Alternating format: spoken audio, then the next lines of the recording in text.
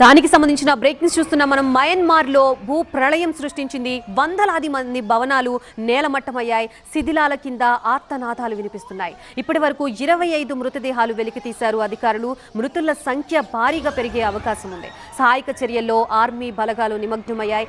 మయన్మార్లోని 6 రాష్ట్రాల్లో ఎమర్జెన్సీ విధించారు. థాయిలాండ్లోనూ భారీ భూకంపం, 3 మృతి చెందినట్లుగా తెలుస్తోంది. నేలమట్టమైన పలు బహుళ అంతస్తుల భవనాల్ని మనం చూడొచ్చు. థాయిలాండ్లో అత్యవసర పరిస్థితి ప్రకటించింది ప్రధాని. భూకంప తీవ్రతకి మయన్మార్లోని ఏళ్ల చరిత్ర ఉన్న అవా బ్రిడ్జ్ కూడా నేలమట్టమైంది. మయన్మార్ ఎయిర్పోర్ట్ కూడా షేక్ అయింది. స్లాబ్స్ సైతం ఊడి పడిపోవడంతో భయంతో బయటికి పరుగులు తీశారు ప్రయాణికులు. మరోపక్క శిథిలాల్లో చిక్కుకున్న వాళ్ళ ఆర్తనాదాలు ఇంత అంతా కాదు, కాపాడండి అంటూ వేడుకుంటున్న పరిస్థితి.